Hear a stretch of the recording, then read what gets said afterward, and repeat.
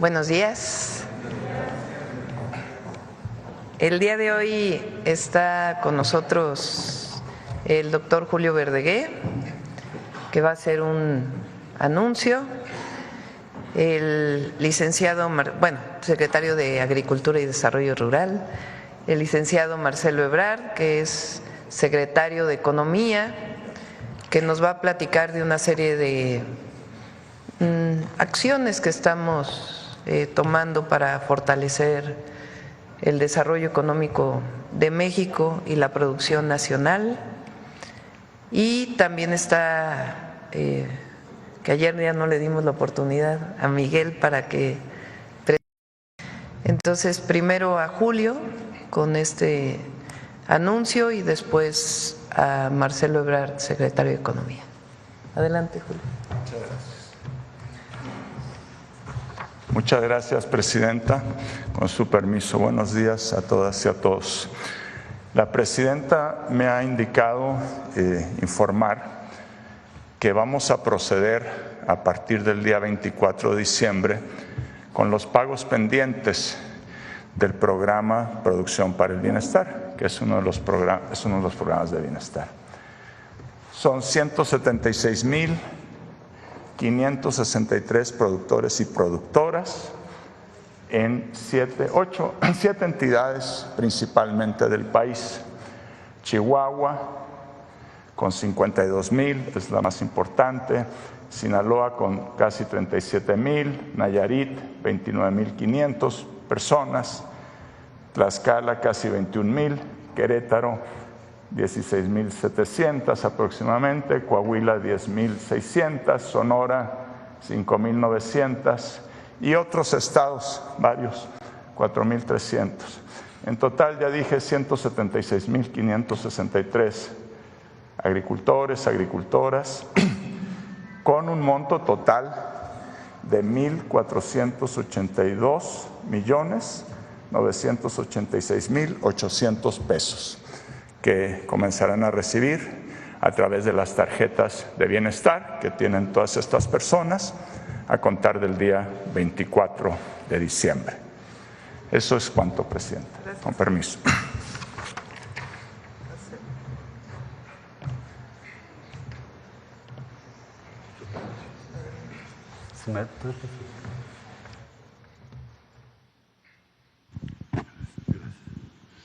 Con su permiso, presidenta. Muy buenos días. Les voy a presentar varias medidas instruidas por la presidenta Sheinbaum que tienen como objetivo, uno, evitar que se abusen de disposiciones vigentes en contra de la industria textil mexicana. Es una industria muy importante, ahora les digo por qué. Simplemente por el número de empleos. Son prácticamente alrededor de 400,000 empleos. Entonces, esa es una. Y la otra es, se complementa la lista de fracciones arancelarias a las que se aplica 35%, que fue publicada en abril de este año. Y ahora hacemos un complemento de 138 fracciones arancelarias que se incluyen en este arancel. Entonces, como les decía yo, son 138 fracciones. Estamos incluyendo también 17 fracciones con 15% de la importación de mercancías textiles, complementando lo que ya se había trabajado este año en el mes de abril. La segunda es aumentar la lista de los productos que no se pueden importar mediante el programa de la industria manufacturera, maquiladora y de servicios de exportación. Le llamamos IMEX. ¿Esto qué quiere decir? ¿Cómo funciona? Cuando tú necesitas un producto textil no terminado, le llamamos intermedio, que vas a ocupar en el procedimiento, en el proceso de hacer o fabricar algún producto. Por ejemplo, piensen ustedes vehículos, piensen ustedes todas las exportaciones de México o productos textiles terminados. Se necesita importar una pieza, entonces no te cobro impuestos, no te cobro arancel, porque esa pieza que estás importando es para integrarse a un producto que vas a exportar. Pero hay empresas que nos dicen voy a importarlo para eso y no es verdad, lo venden aquí. Entonces nos instruyó la presidenta que tomáramos esta medida para que no abusen de esa disposición. ¿Por qué? Porque entonces quiere decir que yo puedo vender en el mercado un producto terminado sin pagar IVA, sin pagar impuesto sobre la renta, sin pagar aranceles, y entonces mi producto es más barato que el de una empresa mexicana establecida, sea en la Ciudad de México, en el Estado de México, en Hidalgo, en Puebla o en cualquier otra entidad federativa. Entonces, ¿por qué la empresa mexicana va a estar en desventaja respecto a quien trae ese producto terminado? Es una puerta que vamos a cerrar. Entonces, en resumen, aumentamos al 35% el arancel a mercancías confeccionadas, que vemos que tienen precios verdaderamente increíbles de bajos. Aumentamos 15% la importación de mercancías textiles para proteger a nuestra industria nacional y cerramos esta puerta de la cual están abusando. La siguiente, por favor. Bueno, ahora, ¿cuáles son los motivos que ya dije un poco introductoriamente? ¿Cuáles son los estados que tienen la mayor producción de industria textil? En primer lugar, Estado de México. ¿Quién está sufriendo esto? ¿Qué números podemos apuntar? Pérdida de 75,000 empleos si no cerramos la puerta y no aumentamos los aranceles. Segundo lugar, Puebla. Lo ven ustedes aquí en un tono un poquito oscuro. Hidalgo, aquí también está en la zona centro. Coahuila, que es exportador de textiles, y Guanajuato. Hay otros un poco más tenue, Jalisco y en fin, pero principalmente estos estados.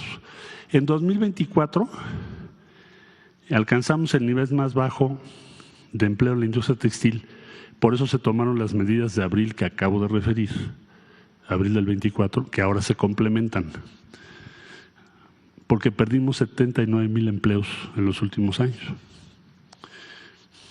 El Producto Interno Bruto de la industria textil ha disminuido a una tasa anual de 4.8. Es decir, cada año perdemos aproximadamente 1.229 millones de pesos en empleo. Desde el 19 importamos más de lo que exportamos.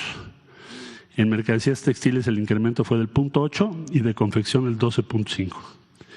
Y las empresas, esto es muy importante, las empresas IMEX, o sea que están en el programa que mencioné hace un momento de importación de piezas o productos que se supone no son terminados, deben devolver al menos el 80% de las mercancías que importan. Es decir, tienes que acreditar que lo utilizaste para finalmente exportarlo o terminar un proceso. Sin embargo, el 48% de estas fracciones de las que estoy yo hablando no cumplieron con el retorno o la exportación. Se quedaron en el mercado nacional, 48%. Por eso estamos cerrando la puerta. La que sigue, por favor. Muchas gracias. Bueno, entonces, en resumen, con esto vamos a fomentar el desarrollo de nuestra industria nacional, porque un objetivo estratégico de la prosperidad compartida es aumentar el contenido nacional de todo lo que consumimos. Entre más contenido mexicano tenga, más empleos habrá en México. Promover condiciones justas de mercado, porque no se vale que nos engañen, ¿no? Es decir, que nos digan, esto es un producto que solo voy a utilizar para terminar otro producto y lo estoy vendiendo en México como producto terminado en un stand. Evitar prácticas que afecten el empleo y la competitividad de nuestra economía. Evitar el contrabando técnico. ¿Qué es contrabando técnico? Pues mentirle a la autoridad, ya lo expliqué. Decir, este es un producto intermedio, necesito esta pieza para terminar lo que voy a vender y no es verdad. La vendo, la traigo como si fuera un producto temporal, pero en realidad lo estoy vendiendo en el mercado. Privilegiar el comercio con mercados con los que México tiene sus tratados comerciales y aumentar la competitividad y el empleo de la industria nacional. En síntesis, son medidas para proteger una de las industrias más importantes en materia de empleo en nuestro país. Es casi 500,000 de personas. Si no se toman estas medidas para evitar el abuso o precios que tienen dumping o que pueden tenerlo o que son demasiado bajos, pues entonces está en desventaja la industria nacional. Esa es la instrucción que nos dio la presidenta y a partir del día de hoy que se firma el decreto entran en vigor estas dos medidas. ¿Sería cuánto, señora presidenta? Voy a, antes de pasar a las preguntas, si me ponen el video también de aduanas, por favor. Este es otro anuncio, es el tercero.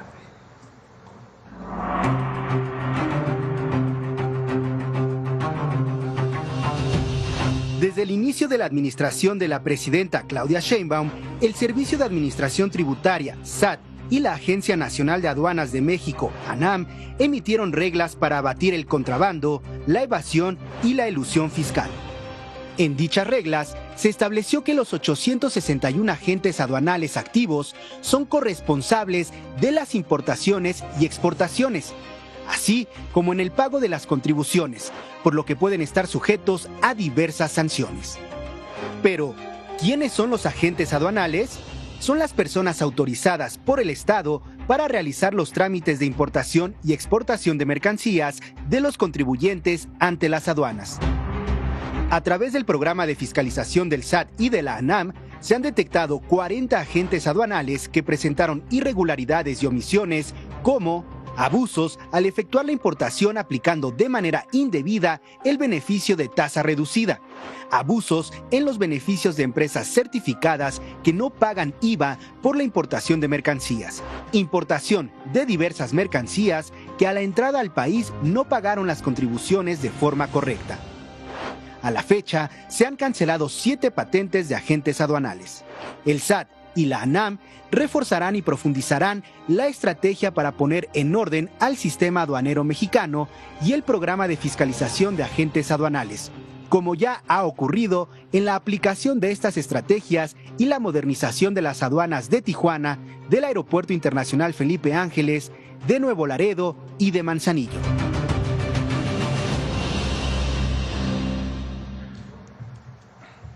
Vamos a firmar el decreto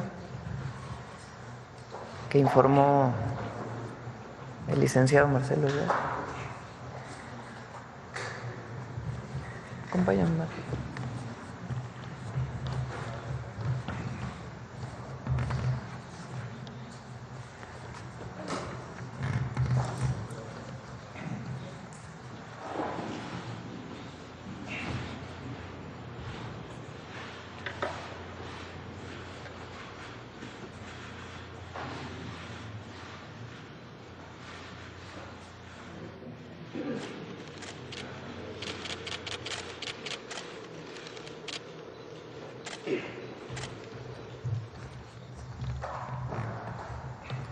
Ahora sí, vamos a las preguntas.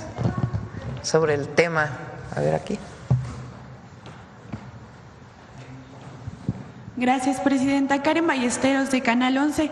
Primero, preguntar si tienen identificadas cuántas empresas son las que utilizan esta medida para evitar pagar impuestos y aranceles y si se aplicará alguna sanción.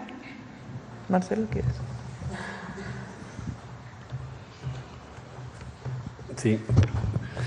Bueno, como se acaba de informar en el video, cuando menos ya confirmados son 40 de las agencias aduanales. ¿El agente aduanal qué hace?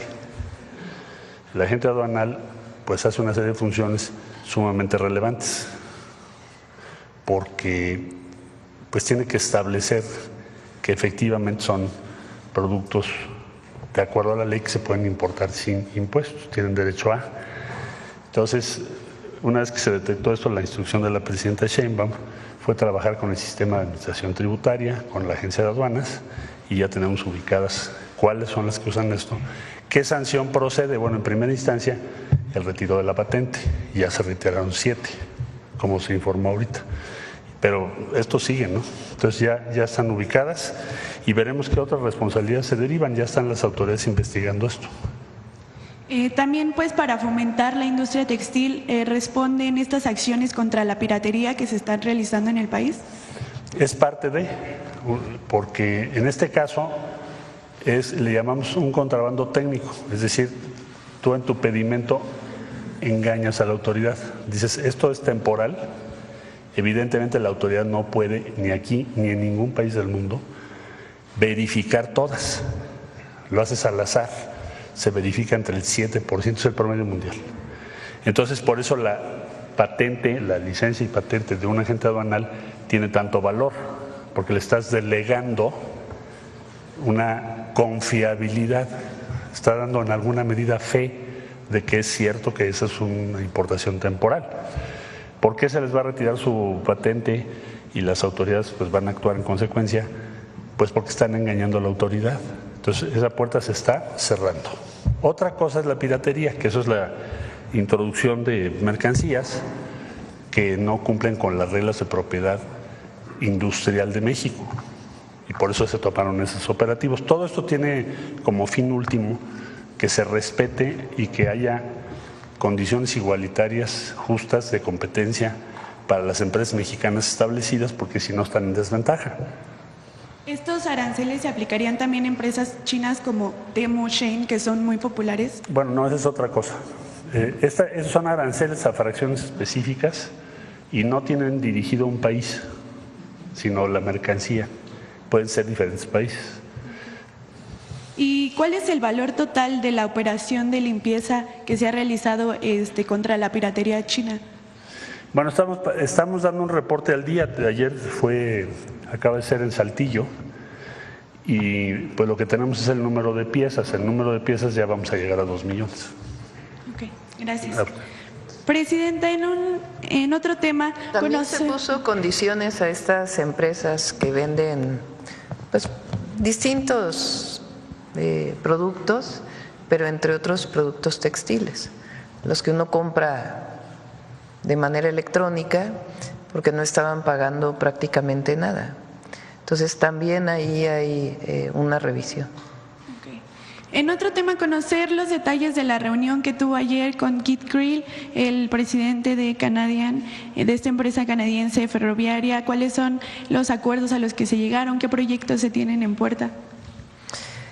Canadian Pacific es la única empresa ferroviaria que tiene la capacidad de mover mercancía desde México hasta Canadá. Es, digamos, una empresa que en cierta forma refleja el tratado comercial México, Estados Unidos, Canadá. En la época del presidente Trump, Marcelo estaba de canciller, se les dio autorización para que construyeran un nuevo puente ferroviario en Nuevo Laredo. Ya está construido ese puente, que es muy importante porque Nuevo Laredo es la principal aduana de México. Y cuando vas por tráiler, pues son muchísimas horas de filas para poder pasar la mercancía del otro lado de la frontera. Entonces el llevar, o sea, el que el tren pueda pasar directo, evidentemente pasando la aduana, con distintos mecanismos, principalmente tecnológicos, rayos X y otras formas de evaluar lo que hay en cada uno de los contenedores, pues la mercancía que se produce en México, pues puede llegar hasta Canadá con las vías de Canadian Pacific. Entonces este puente ya está terminado, tiene ya todos los permisos de México, faltan algunos permisos de Estados Unidos, pero idealmente se estaría inaugurando en el mes de febrero. Entonces el objetivo pues fue platicar de los proyectos que tienen de inversión en México, de fortalecer sus vías férreas. Platicamos también de cómo van a ir paralelas las vías de pasajeros de México Nuevo Laredo y pues la invitación que me hicieron a ir a inaugurar este puente ferroviario en Nuevo Laredo. Okay. ¿Para cuándo se tiene pensado la inauguración de este puente? Principios de febrero. Okay. Están esperando algunos permisos de Estados Unidos, pero que en realidad pues ya eran parte de los permisos que se venían dando. Entonces esperemos que en febrero podamos estar inaugurando este puente que es muy importante. En otro tema, pues ayer se daba a conocer el asesinato de un agente federal en Culiacán, Sinaloa. Conocer qué detalles se le brindó en esta reunión de seguridad respecto a este caso. Se hablaba de que el autor intelectual podría ser el Mochomito. ¿Qué información tiene al respecto, Presidenta? Sí, lamentablemente falleció un joven del equipo de la Secretaría de Seguridad y Protección Ciudadana en Culiacán. Ya los detalles de la investigación los tiene que dar la propia Secretaría, pero fue pues en cumplimiento de las tareas que están desarrollando. El secretario Omar está nuevamente en Sinaloa, el día de ayer se fue para allá, va a estar pues un tiempo fortaleciendo las acciones de seguridad. El domingo vamos a Sinaloa, vamos a Mazatlán, pero vamos a tener una reunión del Gabinete de Seguridad primero y después ya las reuniones que hacemos con todos los gobernadores de revisión de las acciones prioritarias, de los proyectos prioritarios, estratégicos y después un evento de programas sociales en Mazatlán. Okay.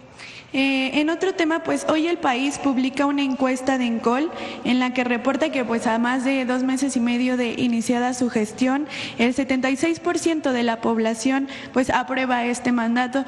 ¿Qué opina? ¿Cuál cree que son los principales factores que hace que la gente esté de acuerdo con esta, con su administración?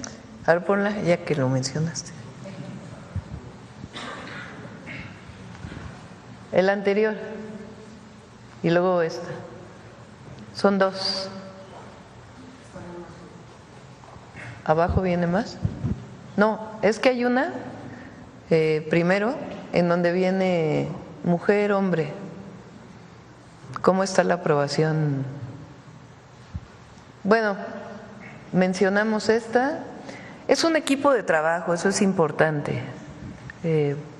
Si no tuviéramos el gabinete que tenemos, con compañeros, compañeras de mucha experiencia, trabajo, convicción en el proyecto, pues no tendríamos los resultados que hemos tenido ahora. Ahí están algunos de los servidores públicos que pertenecen al gabinete, que también fueron evaluados, todos con pues muy buena calificación, y 76% aprueba el trabajo y 21% desaprueba. A ver si tienen por ahí porque es bonito, aprueban más las mujeres, que es muy parecido, son como 4 puntos de diferencia, algo así. Pero las mujeres aprueban un poquito más y pues ahí está. Masculino aprueba totalmente 73%, femenino 79%.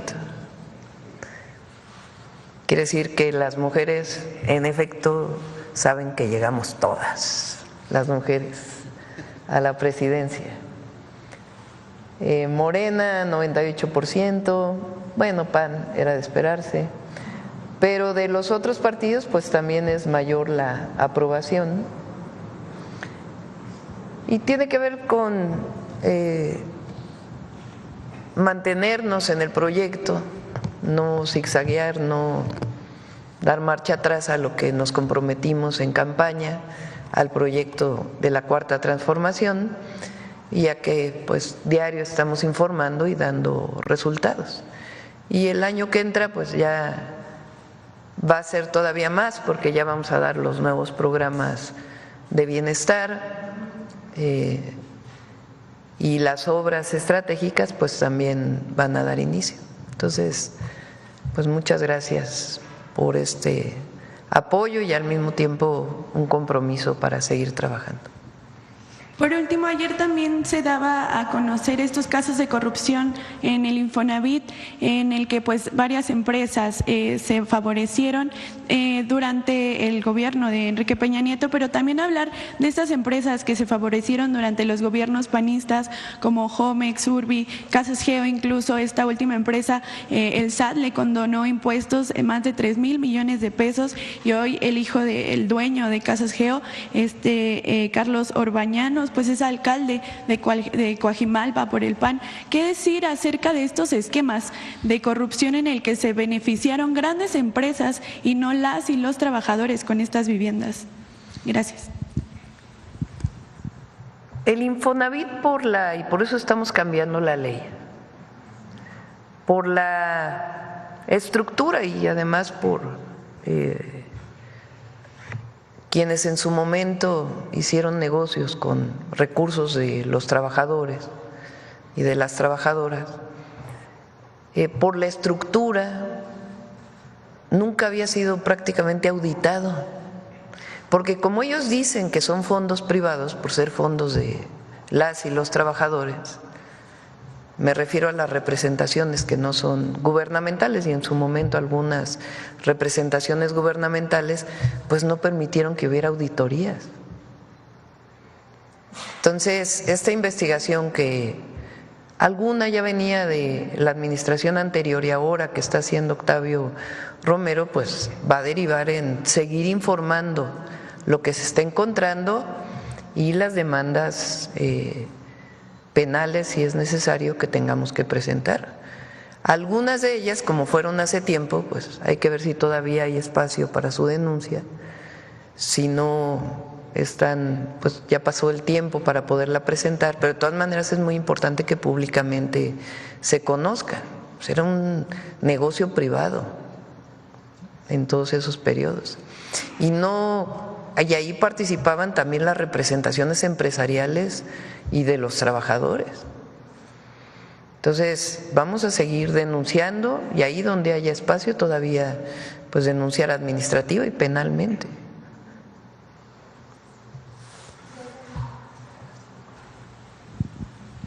Gracias, presidenta. Buenos días, Shaila Rosagel. Nada más algo del Infonavit.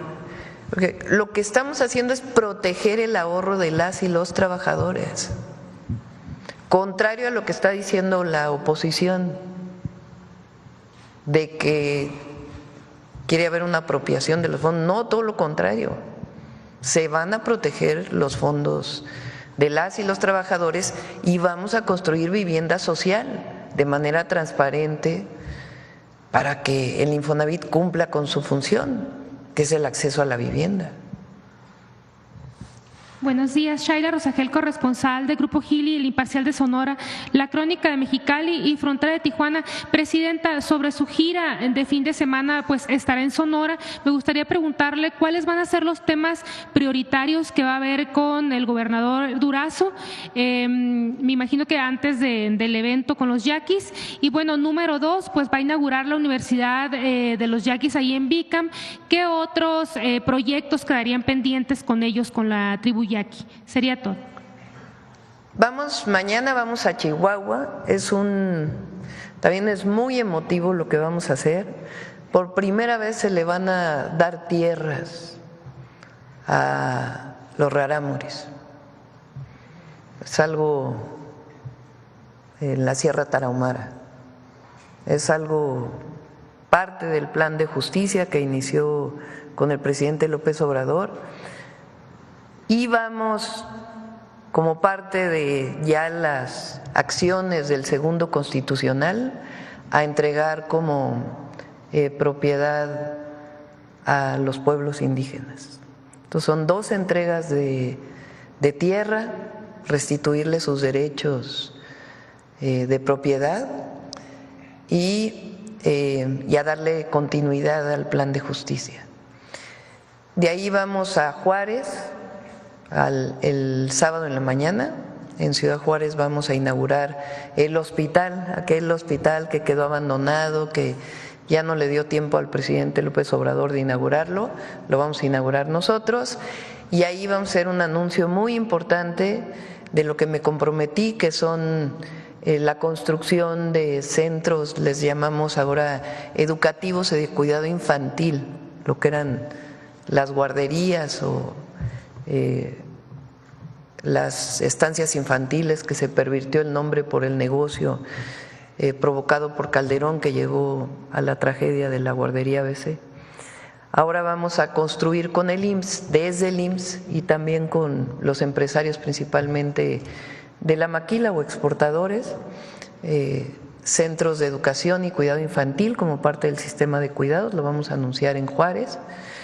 De ahí nos vamos a Sonora, vamos a ir con el pueblo yaqui. La universidad ya está funcionando, pero no había habido una visita, entonces vamos a ir a visitarla, vamos a inaugurar también una clínica y a darle seguimiento al plan de justicia. Y también nos vamos a reunir con el equipo del gobernador Durazo para los diferentes proyectos de carreteras, agua que vamos a hacer en Sonora.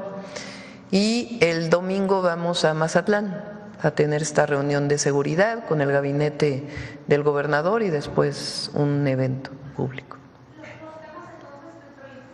Serían carreteras y aguas, lo de las presas para el Hermosillo, sí. Lo que hablaría con el gobernador. Sí. ¿Y con los yaquis quedaría algo pendiente? Sí, hay cuestiones pendientes, todavía hay cuestiones pendientes de agua, la obra que inició que todavía no termina y algunos otros proyectos que vamos a acordar con ellos. Acá del tema.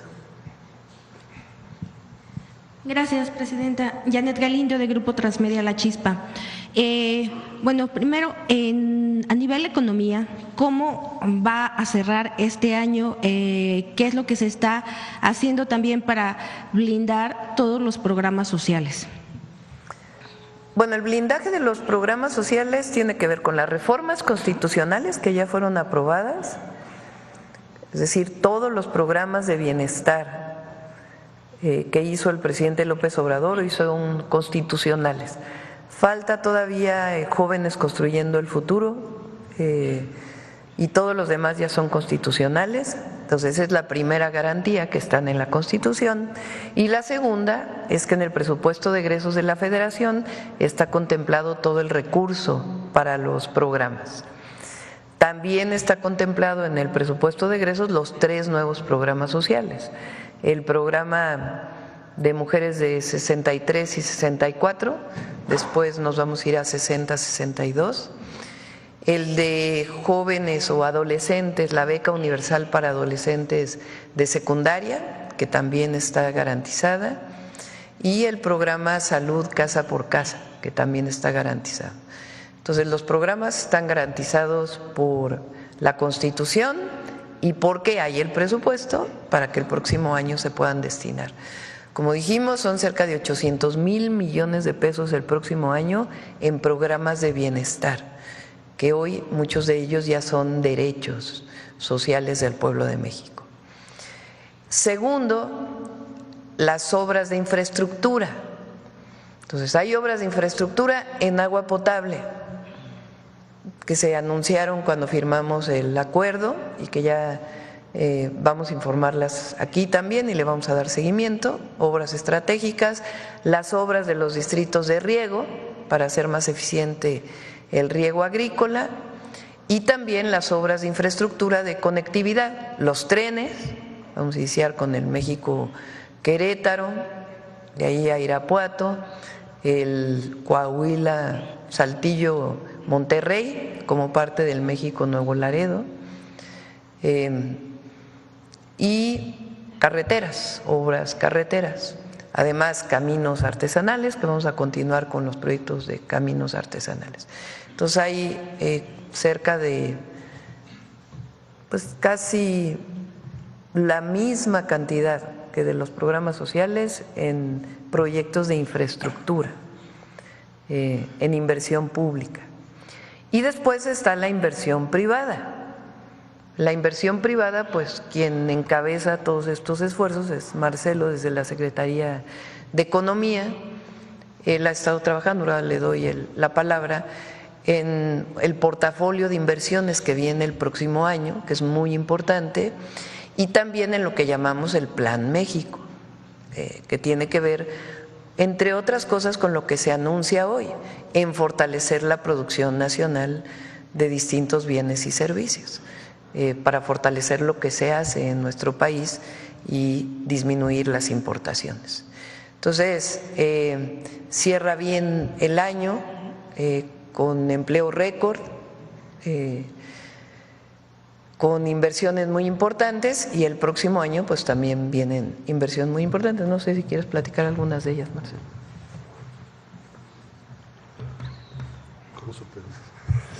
Bueno, efectivamente hemos estado trabajando el portafolio de inversión para 2025. ¿Qué es el portafolio de inversión?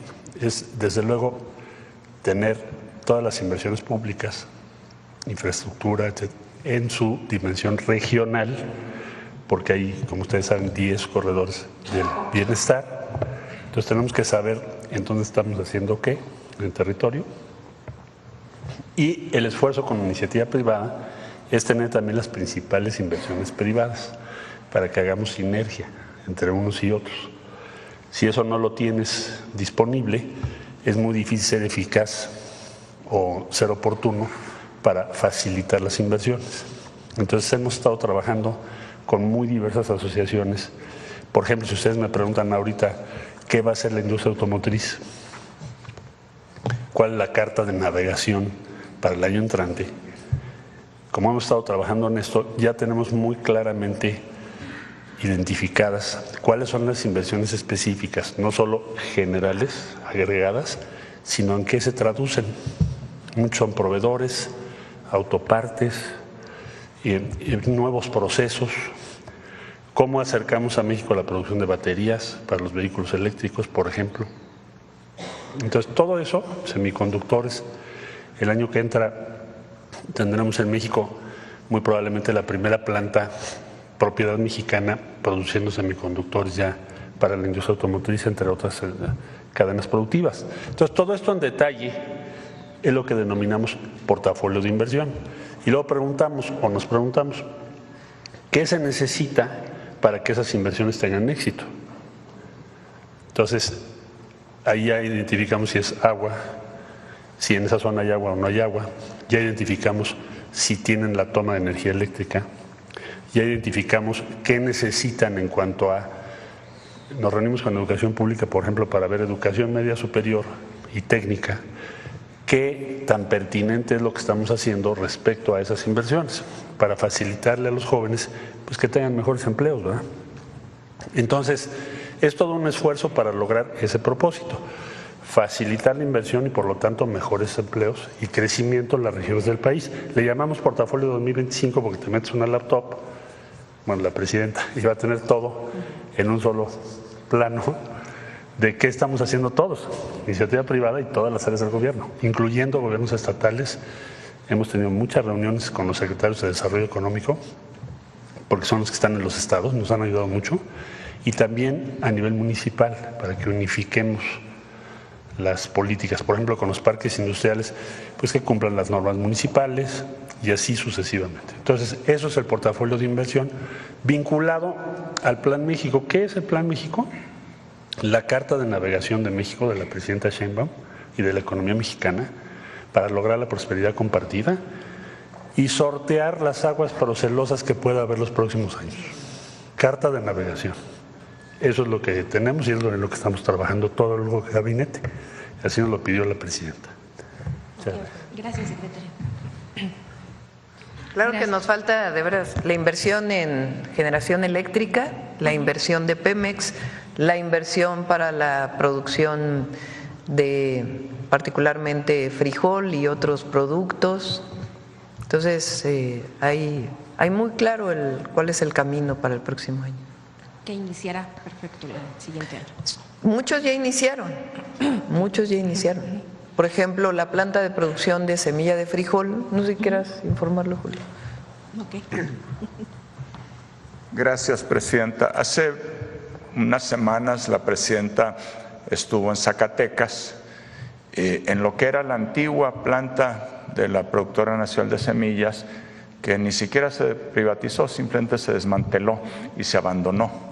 Y eso dejó a los productores, entre otras cosas, de frijol, de arroz, sin un abasto de semillas de buena calidad. La presidenta fue a esta planta y ahí informó a los productores de Zacatecas, que es muy importante, pero también de otros estados, Nayarit, Durango en frijol, Campeche, también Nayarit en arroz, que se va a recuperar la producción nacional de semillas de estos productos, frijol y arroz, a través de una nueva entidad que se va a llamar Productora de Semillas del Bienestar, Procebien. Ya está el proceso legal muy avanzado, presidenta. Yo espero que en los primeros meses semanas realmente del año usted pueda ya dar inicio a este nuevo organismo público, y ya de todas maneras estamos trabajando. Hay que adecuar maquinaria para limpiar las semillas, todas esas cosas, va a estar todo listo. El próximo año ya tenemos un compromiso de dotar de muchos miles de toneladas de semilla de muy buena calidad, de frijol y de arroz, pues para muchos miles de hectáreas de estos productos. Si nos acompaña el clima y la lluvia, yo creo que pronto vamos a poder recuperar la autosuficiencia de nuestro país de frijol. Consumimos 1 millón de toneladas, todos nosotros, y producimos 700,000 en promedio distintos años. Nos faltan 300,000. Con esta semilla y otros apoyos y servicios que se darán a los productores, financiamiento, acompañamiento técnico, apoyo a la comercialización, muy importante. Con todo esto esperamos que en el curso del sexenio México no tenga que importar frijol, lluvia mediante. Muchas gracias. Gracias. Gracias, presidenta. Bueno, y en otro tema, pues tras su reunión que tuvo con el presidente de Colombia, Gustavo Petro, en sus redes sociales él publicó que dentro de los temas que había platicado con usted, aparte del fortalecimiento en diversas áreas, pues también había sido la posible propuesta para candidaturas femeninas en las secretarías generales de la ONU y de la OEA. No sé si nos quisiera compartir un poquito más de esta información. Sí, platicamos de ello. Sí. Es muy importante que, bueno, en la OEA pues obviamente es América Latina y el Caribe. Entonces, de ponernos de acuerdo entre varios países para poder impulsar una candidatura con una visión distinta a la actual. Y también para Naciones Unidas, que pudiera una mujer encabezar la Secretaría General de Naciones Unidas. Entonces, no es que hayamos dicho nombres en particular, sino comenzar a trabajar en ello. Y pues está obviamente el canciller Juan Ramón de la Fuente y Lázaro Cárdenas también como jefe de oficina. Le pedí pues que se involucrara en estos temas junto con Juan Ramón de la Fuente. Sí, porque bueno, ninguna de estas organizaciones han tenido al frente una mujer. Sí, así es. Sería una buena opción. Es mujer, pero también es una visión. Sí. Una visión diferente. Una visión de prosperidad compartida. Ok. Pues muchísimas gracias, presidenta. No, todavía estamos en pláticas. Gracias. Acá.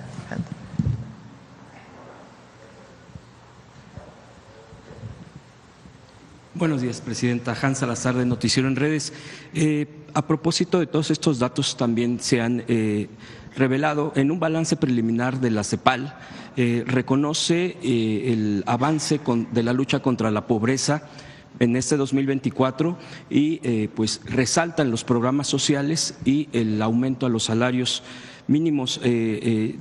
Dice también la CEPAL en este informe que sugiere aprovechar la tendencia de la relocalización en el tema también económico y también comenta que de las principales ingresos a América Latina, obvio México, es el tema de las remesas, lo que envían nuestras migrantes en el transcurso de todo el año, porque incluso se va a romper un récord, también de acuerdo a los últimos datos, en lo que se está enviando. Todo esto también que tiene que ver con el sustento del propio envío y de los programas sociales, lo que tiene que ver con pensión, con becas, con todo esto, también es el programa hacia los jóvenes construyendo el futuro.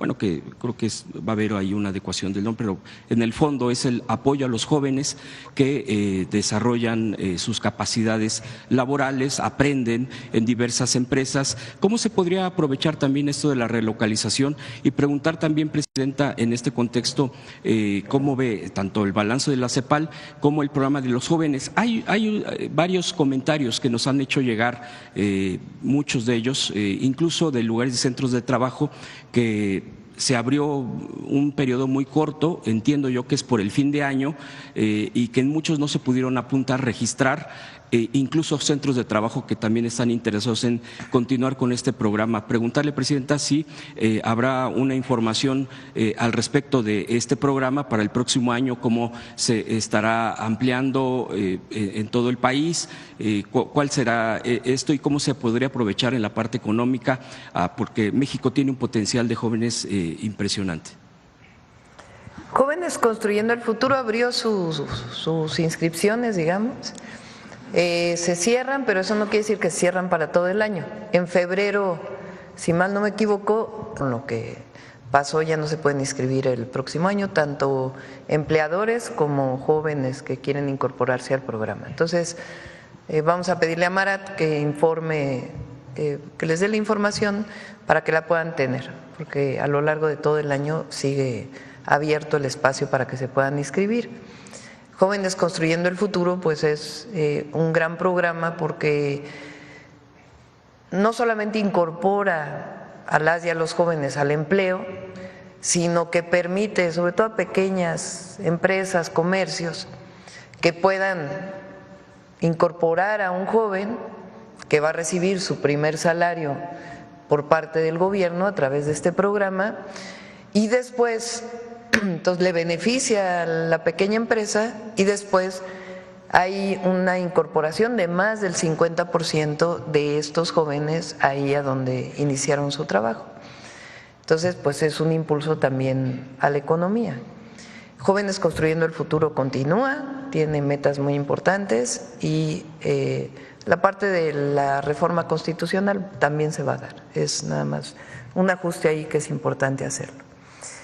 El modelo mexicano, que es el modelo de la Cuarta Transformación, de la economía moral, de lo que llamamos el humanismo mexicano, es único en el mundo. Parte primero de erradicar la corrupción, el régimen de corrupción y privilegios que privó en México principalmente durante todo el periodo neoliberal, que si se fijan es parte de lo que se está haciendo también ahora con lo que se anuncia hoy. Es quitarle la patente a agentes aduanales, pues es porque había corrupción, porque estaban mintiéndole a la autoridad. No sabemos qué mecanismos había para hacerlo así, pero ahora son corresponsables. Antes no eran corresponsables los agentes aduanales de que se pagaran o no se pagaran los impuestos, ahora sí. Entonces esto nos lleva a que 40 agencias aduanales se estén investigando y que se les haya quitado las patentes. ¿Eso qué va a representar? Más ingresos al erario para poderlos destinar a programas sociales, a inversión pública y a otras acciones que impulsen la economía de nuestro país, disminuyan la pobreza y las desigualdades. Entonces, parte de erradicar el régimen de corrupción y privilegios, parte de que el pueblo de México tiene derechos, derecho a la educación, toda la visión del periodo neoliberal de que la educación, la salud, el acceso a la vivienda eran mercancías o privilegios para unos cuantos y quien no las tenía era su problema personal porque a lo mejor no había trabajado lo suficiente para poder ganárselo. Pues aquí la visión es distinta, son derechos de las y los mexicanos. Entonces, fortalecer el derecho a la educación, a la salud, el acceso a la salud, el acceso a la vivienda y por eso lo que estamos haciendo en el Infonavit, pero también a la pensión universal adulto mayor, al empleo a través de Jóvenes Construyendo el Futuro y fomentar el desarrollo económico con una visión distinta, los salarios. Durante todo el periodo neoliberal se planteó que si aumentaba el salario mínimo iba a haber inflación, pero además no iba a haber inversión extranjera directa. Y ahora aumentando el salario mínimo No solamente no hay inflación, sino que estamos en récord de inversión extranjera directa en el país. Entonces es una visión de un modelo económico que estamos impulsando, que inicia con el presidente López Obrador y que nosotros le estamos dando continuidad y fortaleciendo en ciertas áreas. Nosotros somos convencidos de las energías renovables, entonces vamos a darle más impulso a las energías renovables, aunque tiene su fortaleza Pemex y lo que se ha hecho hasta ahora, pero vamos a impulsar el desarrollo sostenible. Entonces es un proyecto que da como resultado pues mejores niveles de vida en el pueblo de México, disminución de la pobreza, disminución de las desigualdades y mejor calidad de vida para las y los mexicanos. Lo que estamos planteando ahora es fortalecer lo que quedó del 2018 al 2024, esa base, y avanzar más. Y ese avance tiene que ver con los nuevos programas de bienestar, con seguir aumentando el salario mínimo, con impulsar la inversión pública, con seguir impulsando la soberanía alimentaria y también con el impulso a la inversión privada a través de un modelo que llamamos el Plan México y los polos de bienestar. Y ahí pues la defensa que estamos haciendo también del Tratado Comercial México, Estados Unidos, Canadá, que ha ayudado a Canadá, ha ayudado a México y ha ayudado a Estados Unidos. Y la relocalización de las empresas pues es justamente producto de este tratado y de una visión de que la globalización y la producción, particularmente en China, pero también en otras regiones de Asia, pues ha generado problemas de competitividad a la economía de Estados Unidos, pero también de América. Entonces, vamos a seguir impulsando la relocalización de las empresas de Estados Unidos y de otros países, privilegiando con aquellos países que tenemos tratado comercial, pero impulsando que se fabrique en México una buena parte de lo que hoy importamos. Entonces, esa es la visión y por eso está dando resultados. Hay una visión, hay un proyecto, hay un modelo, hay un pensamiento y al mismo tiempo hay resultados. Porque podría haber esto y no haber resultados. Eso le da una fortaleza al modelo del humanismo mexicano que no tienen otros países. En esta coyuntura precisamente del comercio, de la renovación del TEMEC, en todo este momento coyuntural que nos encontramos, por ejemplo, yo leí hace unos días sobre en el gobierno de Brasil, Lula, en estos acuerdos propiamente del BRICS, acordaban con la planta, por ejemplo, que eso es lo que ha generado también mucha polémica por nuestra ubicación y por en el tratado como nuestro país con Estados Unidos y Canadá, una planta de vehículos eléctricos de China, que eso es de las cosas que más están impactando en este momento económicamente, creo que a nivel mundial, en muchos de los aspectos. Y ahí hablaban, por ejemplo, de que poner esta planta ya en las políticas propias de Brasil era también la transferencia de tecnología. Es decir, no solamente es llegar, generar empleos, etcétera, sino también la transferencia de tecnología. ¿Cómo se está aprovechando? ¿Cómo se puede aprovechar a propósito de esta coyuntura y poder renegociar con empresas que se instalen en México, que sí generen empleos, pero que también que los jóvenes aprendan, que conozcan las pues cosas también que traen estas empresas, pero que también se formalicen en estos acuerdos, en estos convenios y que universidades como la UNAM, por poner un ejemplo, hay muchas universidades que están haciendo un excelente trabajo, la propia secretaría que de CONACYT a secretaría será cómo aprovechar esta transferencia y si se está poniendo atención en eso, Presidenta. Sí, por un lado es transferencia tecnológica de las empresas que se puedan instalar en México. Ahora estamos haciendo varias cosas en ese sentido y particularmente en el Instituto Nacional de la Propiedad Intelectual para fortalecer las patentes mexicanas. Ahora, México tiene una fortaleza muy grande que no se ha traducido en todo su potencial para el desarrollo tecnológico y es justamente uno de los planteamientos que hicimos en los 100 puntos que presentamos en el Zócalo.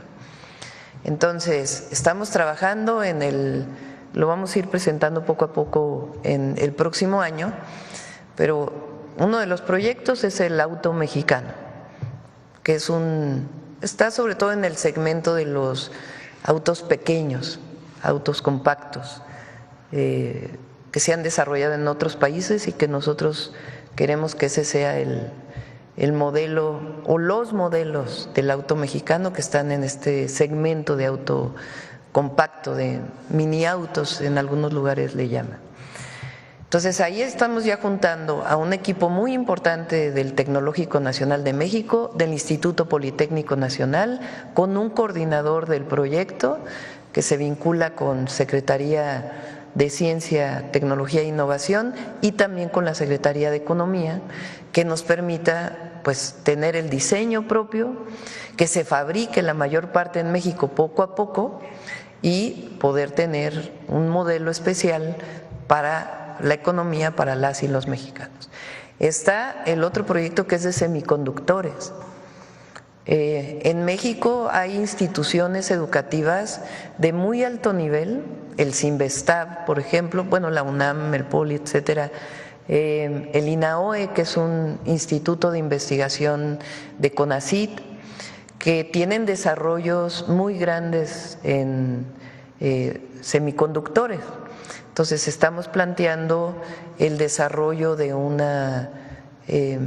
centro de desarrollo tecnológico vinculado con semiconductores y para ello requerimos también que sea la patente, que esa patente pueda tener beneficios también para las propias instituciones y su vínculo con la industria privada para el desarrollo de cierto segmento de los semiconductores que tenemos toda la posibilidad de diseñarlo en México y de producirlo en México. Como eso está el tema de los satélites, está las boyas de medición para poder tener información de la climatología que puede llegar a impactar en nuestro país y la adaptación al cambio climático. Son cerca de 10 proyectos estratégicos que se van a desarrollar con CONACYT, además de la transferencia tecnológica que puedan generar ciertas empresas. Los autos eléctricos de China tienen empresas como BYD, por ejemplo, se están instalando en diversos países. Nosotros estamos privilegiando los países donde tenemos tratado comercial.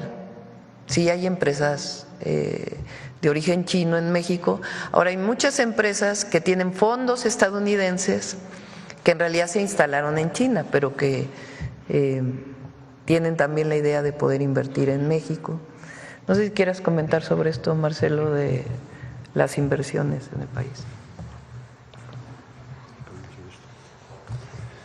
Sí, bueno, efectivamente yo diría respecto a plantas de la industria automotriz de China en Norteamérica, pues la que yo tengo identificada, por ejemplo, BYD está en Pasadena, California.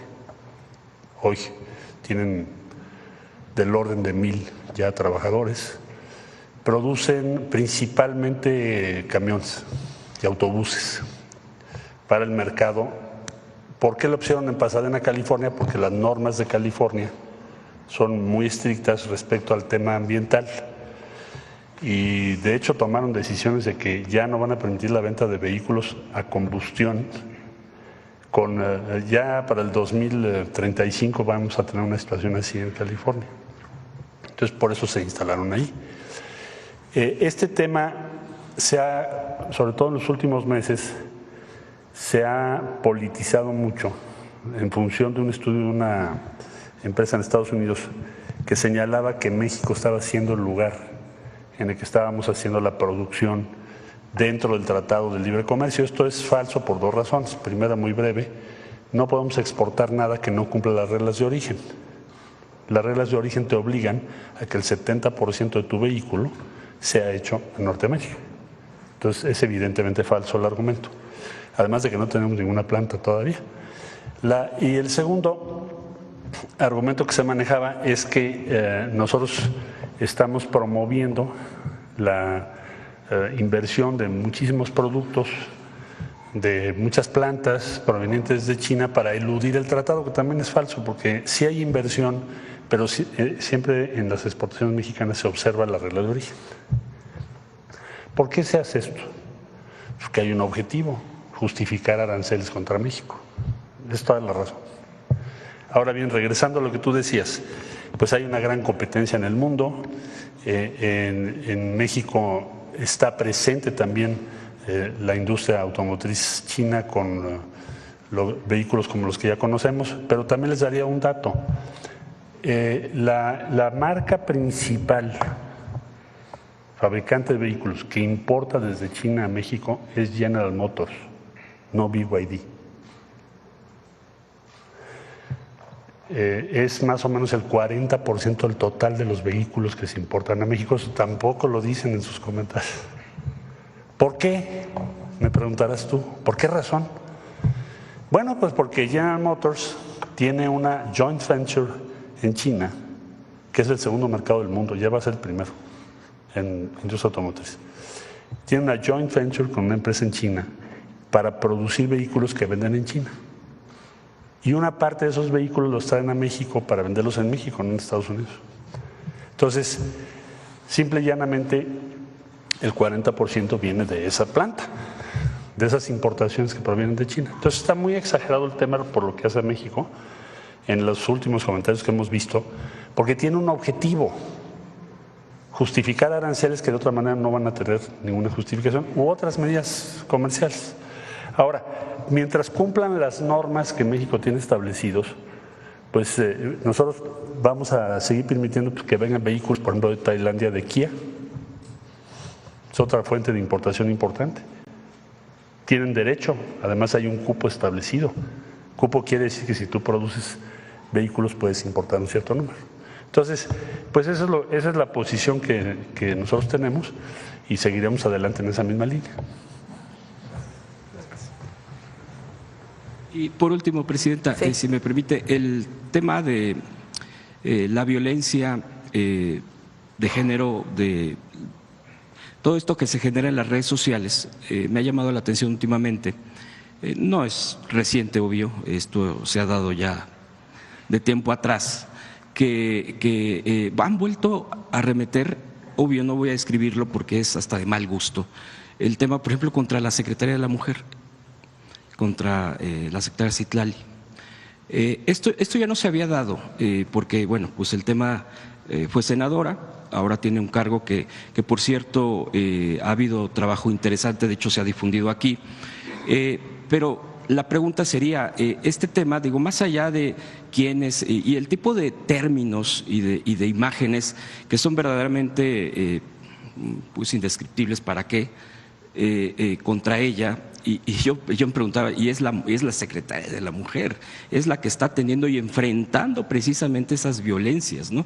Y que sabemos qué tipo de, por ejemplo, un empresario, ¿no? Que ni vale la pena mencionarlo, que fue uno de los que originalmente fue sumamente violento en los términos con lo que se refería. Ahora ha vuelto a resurgir, me llama la atención, y que también él está muy activo en otras cosas y en términos contra el propio gobierno. La pregunta es, no tanto, pues, ¿qué opina de esto? Me parece que algo hasta…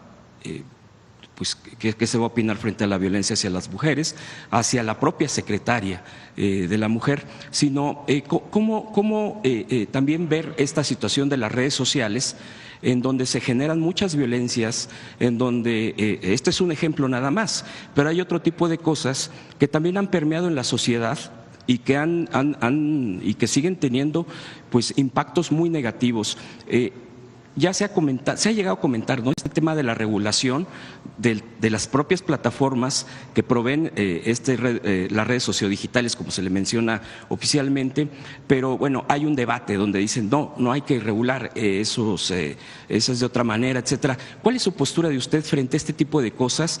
Porque además, cuando se empieza a batallar frente a este tipo de violencias, claro que va a haber reacciones y difamaciones, y bueno, hasta medios de plataformas han arremetido con falsedades contra el gobierno, y a veces deja ese sentido como hasta de misoginia y de machismo, y de medios pues que igualmente no tiene ni caso mencionarlos, que son productores de fake news. Y también en este sentido, el principal proveedor de información del país, pues es la mañanera, en este caso la mañanera del pueblo, como ya se ha denominado, y también mucha gente en los estados pregunta, ¿por qué no se puede ver o escuchar la mañanera en todos los medios públicos? Esa es otra de las preguntas que han hecho. Por ejemplo, el día de ayer, bien dijo un periodista, fue duro, concreto y con todo, ¿no? En una mañanera que, bueno, estuvo muy claro el día de ayer el tema del Infonavit, que fue una información tremenda, pero que la población muchas veces quiere saber. Claro, algunos aprovechan que tengan algún señal de internet de la tarde con alguna plataforma. Pero los medios públicos en este sentido, Presidenta, ¿qué papel también están jugando? Digo, algunos sí lo están haciendo, el tema de la difusión, pero la gente que va al trabajo, la gente que va a la escuela, etcétera, quisiera tener en la radio, porque la mayoría de las estaciones de radio, perdón, pero es pura mentira, es casi basura, y lo digo con todo respeto. Entonces, ¿cómo se puede generar este tema de que las mañaneras se pueda escuchar, se pueda ver en todo el país? Digo, ¿por qué no tener esa posibilidad? Obvio, con los recursos que se tienen, con los medios que se tienen, que son públicos. De los privados, obviamente, pues espera que quieran algo a cambio. Eso es muy obvio y eso es lo que les ha dolido a muchos, el tema del dinero. Entonces, esas serían mis preguntas, Presidente, y le agradezco mucho las respuestas. Gracias. Yo creo que son varios temas, ¿no? A ver, el tema yo creo que de la oposición, de los adversarios a nuestro movimiento, al gobierno, que la verdad es que se han quedado sin argumentos. A mí la verdad es que cuando hay estos comentarios tan machistas, de odio, pues es que ya no hay argumento. O sea, todo esto que decían, les van a quitar los ahorros a los trabajadores con la reforma al Infonavit, y ayer Octavio presenta las corruptelas y abre la cloaca que hubo ahí durante tantos años, y entonces sí hay algunas columnas hoy, ¿no? del Infonavit. Pero entonces dices, a ver, ¿cuál es el argumento? Pues lo que se quiere es proteger el ahorro de las y los trabajadores y hacer vivienda y la transparencia. Entonces pues, se les cae el argumento. ¿Qué otro argumento hay? Que la presidenta no gobierna, ¿no? Porque hay quieren. En realidad quien gobierna es una alianza entre no sé quiénes.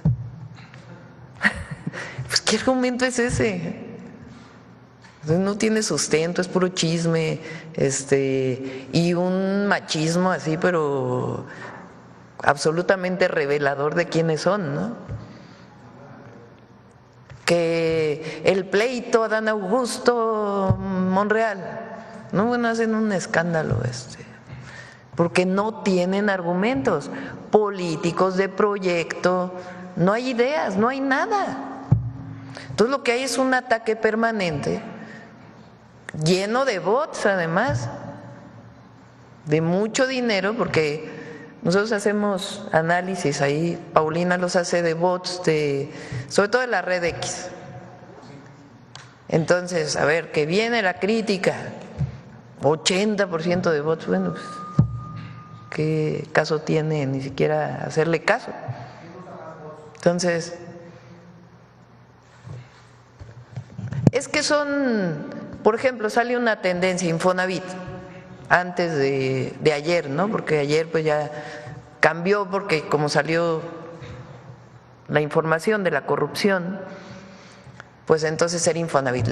Y ves las redes y le quieren robar los fondos a los trabajadores y hay cuentas que tienen 3 seguidores, 5 seguidores, o ves las cuentas y tienen más seguidores, pero son los mismos del narcopresidente, de la narcocandidata, de las mismas.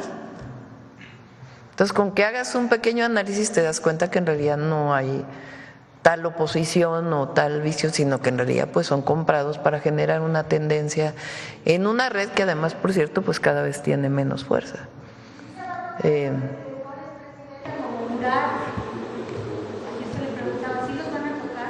No, pero no es un asunto de si se van a tocar, se presentan las denuncias y lo que se haga. Es que este es un asunto político, ¿no? Ahora quieren hacerlo político. No, no es político. Es un asunto de defensa del ahorro de los trabajadores. Entonces, sí, pero ustedes están poniendo nombres. Entonces, la mayor corrupción de lo que se mencionó ayer se dio en el último periodo de Peña. Y otras que vienen de antes, ¿no? Pero además una visión del Infonavit de cobrarle y cobrarle y cobrarle a los trabajadores. O sea, de que nunca acabes de pagar tu deuda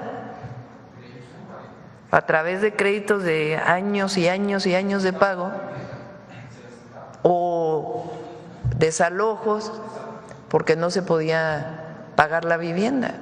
Entonces, lo que nosotros estamos planteando, aunque va a presentar las denuncias que tengan que presentar en Infonavit, es porque estamos cambiando la ley.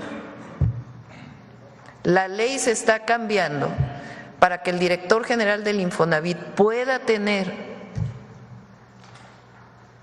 la dirección, la rectoría del Infonavit, que desaparezcan dos direcciones que no tienen sentido, que es la de la representación empresarial y la representación sindical, y que siga siendo un organismo tripartita donde todos decidan. Las organizaciones empresariales, las organizaciones de los trabajadores y el gobierno, pero que no se preste a esta opacidad. ¿Por qué el INAI nunca hizo nada con el Infonavit? Que tanto defendían. ¿O por qué no dicen que no permitían que entrara la Auditoría Superior de la Federación a hacer auditorías? Entonces, no hay argumentos. O sea, díganme un argumento que se haya dado de la oposición o de sus dirigentes empresariales de la oposición, como el Junior X, que tenga fundamento. Es un odio, una crítica, tremendo. Ya salieron a defender también al dirigente del PAN. Entonces, ¿a qué se dedican? Pues a una campaña de odio, de enojo, pues en vez de estar tan enojados, que se sienten a ver si realmente tienen un proyecto de nación, porque no tienen, solo es la crítica a lo que representamos nosotros. Y miren qué impacto tiene. Ahí está la encuesta de hoy. Entonces, pues sí, están un poco desesperados. Ahora, el otro gran tema pues es el machismo, la misoginia que se esconde en estas críticas, que también es muy reveladora de quiénes son quienes las hacen. La crítica a Citlali, que además tiene toda nuestra solidaridad y nuestro apoyo, pues es porque le sale el odio así, y el machismo tremendo, ¿no? Nada más que vean qué piensan las mujeres. El gobierno tiene un apoyo enorme de las mujeres porque se sienten representadas y porque las vamos a seguir defendiendo. Ahora, yo no estoy de acuerdo en regular. Es muy complicado regular una red social. No, el límite entre la censura y la regulación de una red es muy complejo. Entonces, más bien es la concientización de la gente y que se sepa pues que si están de acuerdo o no y que se participe. Y en el caso de los medios comerciales igual, pues que se abran, sean plurales La objetividad se da cuando se presenta una posición y la otra, no cuando solo se presenta una. Y bueno, también afortunadamente pues están todos ustedes que hacen un trabajo muy importante. Y en los medios públicos están trabajando los medios públicos, digamos, nacionales o los del gobierno federal, para hacer una red de medios públicos nacional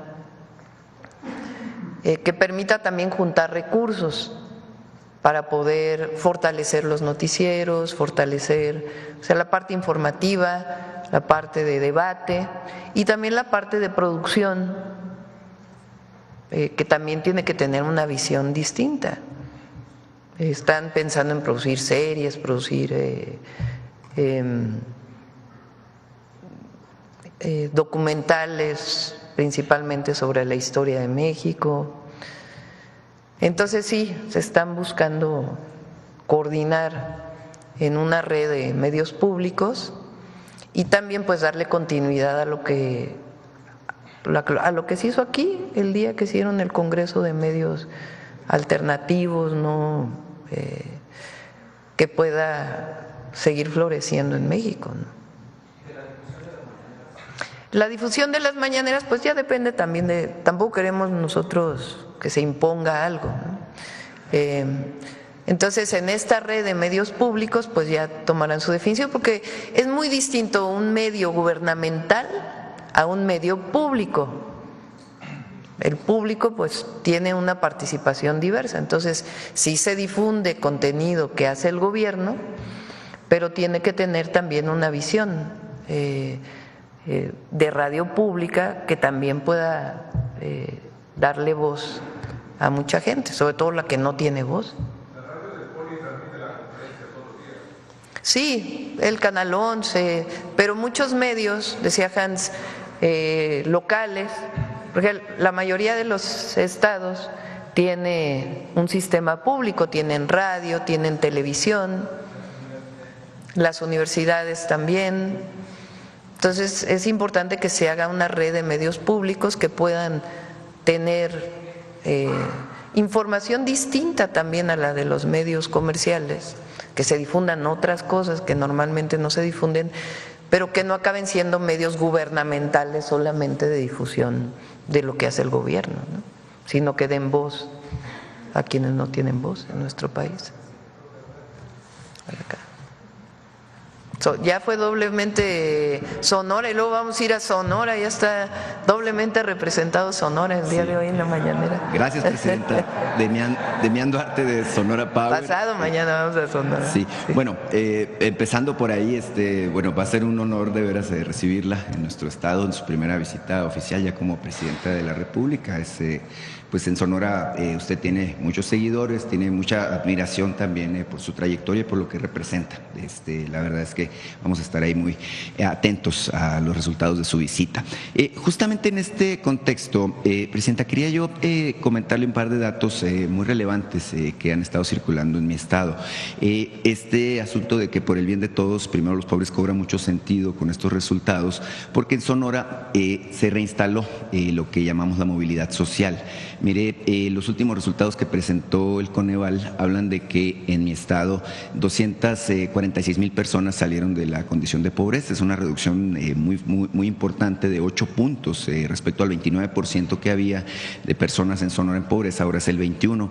Y hay alrededor de 54,000 personas que salieron de la condición de pobreza extrema. ¿Esto qué significa? Pues evidentemente que la fórmula que ustedes están aplicando del humanismo como modelo a seguir pues está dando frutos. Yo quiero aprovechar la presencia de Marcelo Ebrard, el secretario de Economía, para reincidir un poquito en lo que comentaba ahorita respecto a las cadenas de electromovilidad y semiconductores. Mire, como usted sabe, en Sonora tenemos todos los elementos precisamente para incidir en estas dos cadenas. La de semiconductores, pues tenemos esta cercanía con el estado de Arizona, esta relación además de socios que tenemos con Arizona. Y en el caso de la electromovilidad, pues es evidente que tenemos el litio. La vez pasada que platicamos aquí hablamos del asunto de las patentes del litio. Se sabe que ya la empresa Litio MX está por anunciar cosas importantes al respecto. Y bueno, evidentemente tenemos litio, tenemos el cobre, tenemos grafito, molibdeno, wollastonita, pero también tenemos la experiencia en el desarrollo de estos procesos. Ayer, por cierto, estuvieron directivos de la compañía Foxconn en Sonora, reunidos con el gobernador Durazo. Se sabe que traen un gran proyecto de inversión para México, no han dicho dónde. Entonces yo quiero preguntarle a usted y por supuesto al secretario Marcelo Ebrard al respecto de cuáles son los pasos que se van a dar en este sentido, justamente para materializar esta visión y estos anhelos que se tienen de que mi estado se convierta pues en una de estas locomotoras del desarrollo nacional. Marcelo, ¿quieres?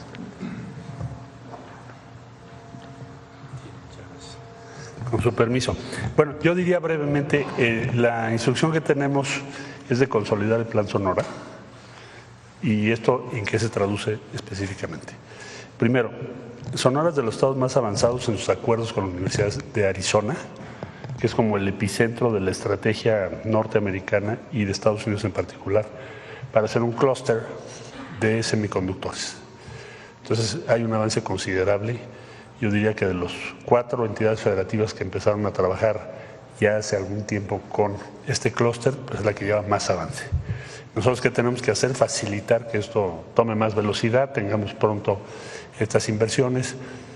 Básicamente tiene que ver con prepararnos para poder desarrollar en México diferentes procesos. Segundo, desde luego todo lo que está en torno al litio-mex, también hemos estado trabajando con ellos. Como usted sabe, la Secretaría de Economía regula lo que tiene que ver con minería y la prioridad que nos ha marcado la presidenta Sheinbaum es que México pueda acelerar su producción respecto al litio y también poder tener una batería en México, empezar a construir, a fabricar baterías en México. También Sonora es otro punto clave. Tienen un buen avance en Guaymas, tienen un buen avance en lo que tiene que ver con la zona o el paso fronterizo, Nogales. Tenemos ya también toda una serie de empresas que actualmente han sido visitadas, tanto en Taiwán, Foxconn es taiwanesa, tienen un proyecto de inversión enorme, lo tenemos dentro del portafolio de inversión, y Sonora es una de las posibles localizaciones de parte de esta inversión. Entonces yo diría que vamos a lograr en 2025 pues dar otro paso importante para consolidar ese plan que, repito, y con esto cierro el comentario, pues se diseñó, es el primer plan que diseñamos juntos México y Estados Unidos, con miras a todo lo que estoy hablando, electromovilidad, semiconductores y competitividad. Es como un buen ejemplo de lo que deberíamos hacer a mayor escala. Ahora que platiquemos con la nueva administración, así se los vamos a exponer, porque está siendo exitoso y Sonora va a tener éxito sin duda alguna, porque han tomado muchos pasos. Sí, presidenta, la compañera le preguntaba ahorita al respecto de los asuntos de inversión y todo esto. Yo le quiero pedir más bien una reflexión. Estamos a 12 días de cerrar el ciclo del año 2024. Ha sido un año pues muy cargado de cosas muy importantes. Se ha hecho historia sin duda este año con la llegada, por ejemplo, de la primera mujer presidenta. Con este antecedente yo le quiero pedir que nos comparta su punto de vista respecto a qué panorama, más allá de la captación de inversiones, qué panorama podríamos esperar los mexicanos con el año que está justamente por llegar. El 2025 plantea retos importantes, pero creo que también oportunidades de gran nivel para nuestro país. Entonces, si nos puede comentar al respecto. Va a ser un buen año. Vamos a consolidar esto que hemos hablado de los proyectos de inversión. Se van a consolidar todavía más los programas de bienestar y los nuevos programas. Va a seguir habiendo inversión en México, pública y privada, y vamos a consolidar el proyecto. Entonces, por supuesto, tenemos que garantizar que el tratado comercial siga, que están todos los argumentos puestos ahí, yo no tengo la menor duda de que lo vamos a lograr. por esto que ha estado hablando el presidente Trump de los aranceles o las tarifas, como llama él. Entonces yo creo que va a ser un muy buen año y además pues inician las obras de trenes y muchas obras nuevas que vamos a desarrollar. Y además el 1 de junio pues va a ser la elección. Por primera vez las y los mexicanos vamos a elegir a las y los jueces, magistrados y ministros de la Corte, que es histórico en México y en el mundo. Entonces va a ser un buen año para las y los mexicanos. Vamos a cerrar porque ya son las 9. A ver, la última pregunta. Solamente un planteamiento. Usted va a la frontera el fin de semana, va a estar en Ciudad Juárez, va a estar en Sonora también. Es un momento importante del año porque vienen enormes flujos de paisanos que nos visitan con motivo de las fiestas de fin de año. Por ejemplo, tengo entendido que en Nuevo Laredo se hizo un operativo de parte de los gobiernos de la región, en Chihuahua también. En Sonora, el gobernador encabezó, por ejemplo, también un operativo de bienvenida. En Cajeme mismo, el alcalde Javier Lamarque también hizo un operativo que le llamó, creo, el apapacho a nuestros paisanos. Preguntarle en este sentido, Presidenta, ¿qué está haciendo el gobierno federal para acompañar a los flujos de paisanos que nos visitan? Porque ya sabe usted, mire, vienen con mucho gusto a visitar a sus familias, pero son presa también de situaciones pues fuertes, extorsiones, los ven como pues objetivo muchos grupos criminales, porque evidentemente pues traen dinero, traen cosas para sus familiares. Entonces preguntarle qué se está haciendo para favorecer esta visita. Muchas gracias. Sí, le voy a pedir a Rosa Isela que el lunes nos lo presente aquí en la mañanera. No lo hemos presentado, tiene razón, pero sí se están haciendo varias acciones y también en caso de que sean sujetos a algún problema, pues que puedan denunciarlo y nos avisen lo más pronto posible. Pero pues es la bienvenida, ¿no? Ayer el himno migrante pues tiene ese objetivo también, la defensa y la bienvenida siempre a México de nuestros hermanos y hermanas.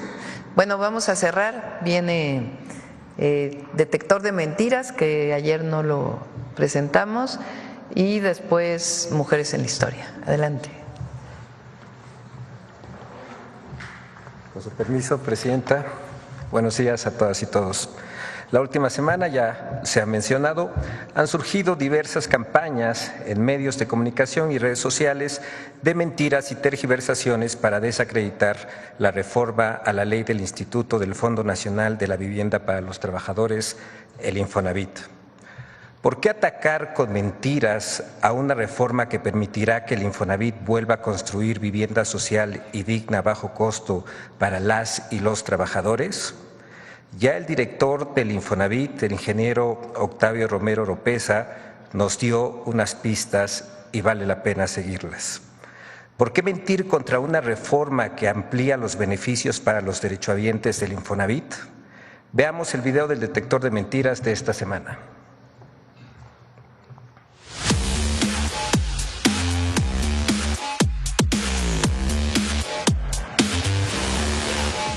Con encabezados amarillistas, gritos alarmistas desde las tribunas y tergiversando los datos, comentaristas y políticos de oposición mintieron al asegurar que el gobierno de México tomó el control del Infonavit para apoderarse de los ahorros de los trabajadores. 1. El gobierno de México dispondrá de la cuenta personal de vivienda de los trabajadores. ¡Mentira! El Infonavit es un organismo de servicio social que administra el Fondo de Vivienda de los Trabajadores de México y es facultad de su Consejo de Administración, compuesto de manera tripartita por representantes de los trabajadores, de los empleadores y del Gobierno de México, decidir sobre las inversiones que realice el instituto y los financiamientos que obtenga. Esta facultad no es nueva ni se le dio al Infonavit a partir de la reforma recientemente aprobada. Además, el texto de la reforma especifica que en ningún momento implicará el destino de recursos del fondo en beneficio de personas que no sean derechohabientes. 2. El gobierno de México tomó por asalto al Infonavit. ¡Mentira! La reforma mantiene la composición de la Asamblea General y el Consejo Administrativo del Infonavit. Solamente reduce el número de integrantes de estos órganos, conservando la integración tripartita y la representación paritaria. La reforma no otorga nuevas facultades del Gobierno de México sobre el Infonavit. 3. La empresa filial del Infonavit construirá 1 millón de viviendas. ¡Mentira! El programa de vivienda y regularización del Gobierno de México contempla la construcción de 1 millón de viviendas a lo largo de la administración de la presidenta Claudia Sheinbaum, de las cuales 500,000 serán construidas por el Infonavit a través de una empresa filial y las otras 500,000 por la Comisión Nacional de Vivienda. 4. La Secretaría de Hacienda no garantizará los recursos del Fondo de Vivienda del Infonavit. ¡Mentira! Es el Infonavit quien administra el Fondo de Vivienda de los Trabajadores de México, no la Secretaría de Hacienda, y es independiente al presupuesto de egresos de la Federación, elaborado por la Secretaría de Hacienda. Además, el programa de vivienda y regularización con el que se construirán 1 millón de viviendas implicará la inversión federal de 600,000 millones de pesos.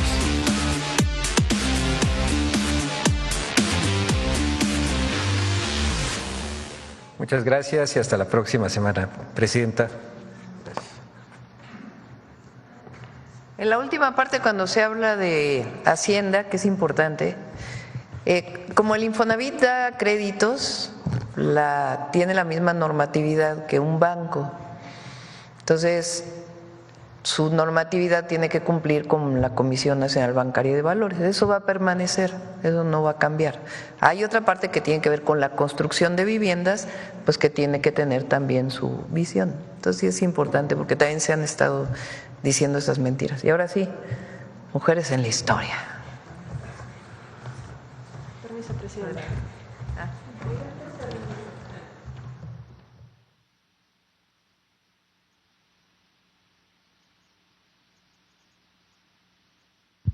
Muchas gracias. Muy buenos días a todas y a todos. Con su permiso, Presidenta.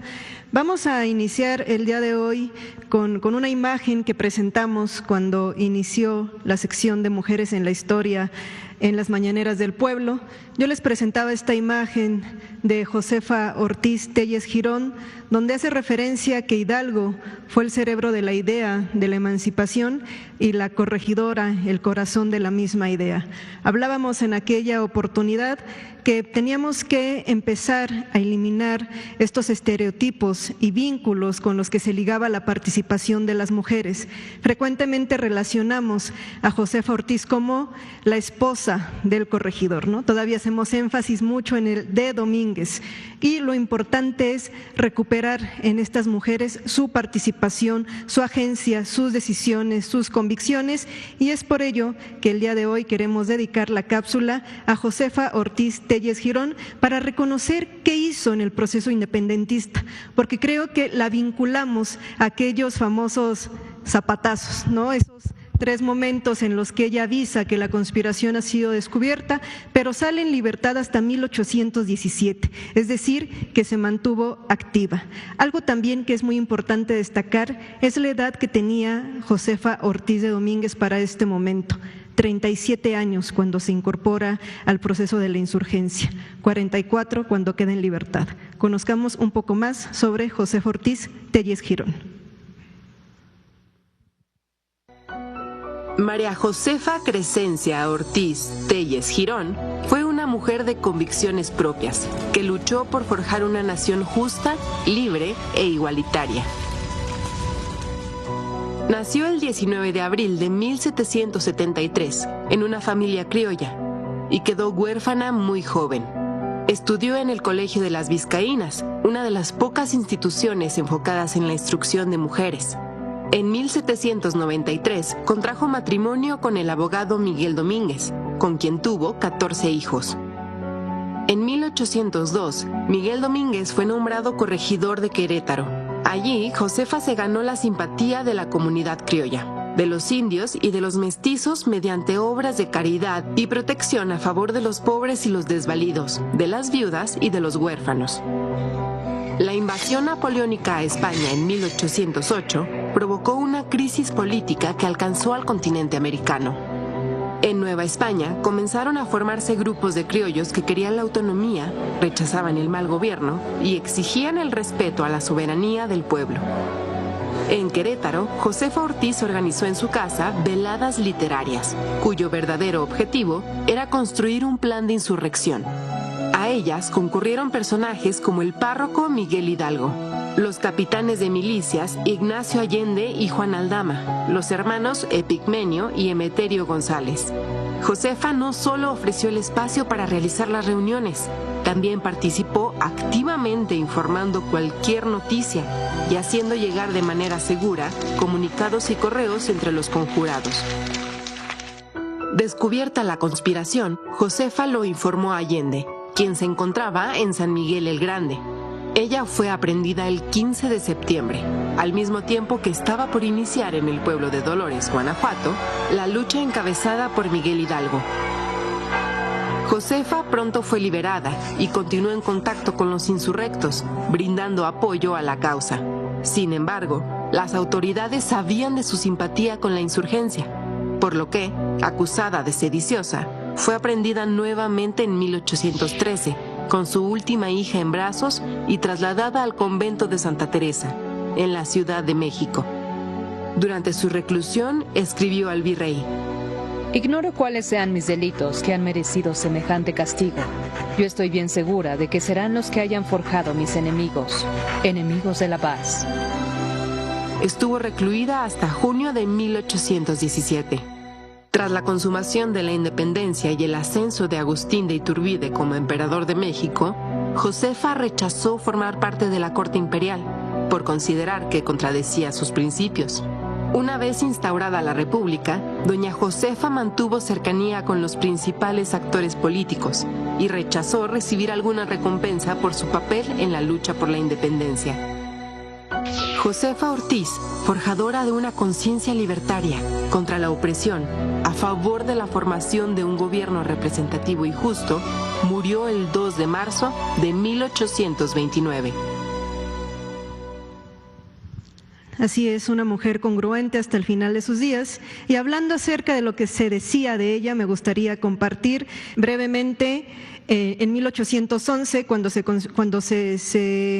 deja en libertad en primer momento, se habla de ella lo siguiente: el torrente de esa señora ha conducido a depravados fines. Ella no tenía empacho en concurrir en juntas que formaban los malévolos. Hablan de ella como el torrente. Tenía 37 años. Pero más importante, en 1813, una vez que ya sale en libertad en 1811, se mantiene con los insurgentes, se mantiene apoyando, y Mariano Beristain, que es mandado a Querétaro, le escribe una carta al entonces ya virrey Félix María Calleja, refiriéndose a ella de esta manera: es el agente más efectivo, descarado, audaz e incorregible, que no pierde ocasión ni un momento de inspirar odio al rey y determinaciones justas del gobierno legítimo de este reino. Y tal es la mujer del corregidor, no, ni siquiera la enuncia, ¿no? La mujer del corregidor de esa ciudad. Esta es una verdadera Ana Bolena que ha tenido el valor de intentar seducirme a mí mismo. Entonces, de descarada, no bajaban a Josefa Ortiz, que como vimos sale en libertad hasta 1817, cuando ella misma emprende su defensa enviándole cartas al virrey Calleja, donde le dice cuál es mi delito. Y algo muy importante, y yo creo que también muy valorado de mencionar: cuando se instala la corte de Agustín de Iturbide, ella rechaza participar en esta corte porque dice: no luchamos por esta forma de gobierno. Que tengan un excelente día. Es cuanto, Presidenta. Muchas gracias. Nos vemos mañana todavía. Gracias. Buen día.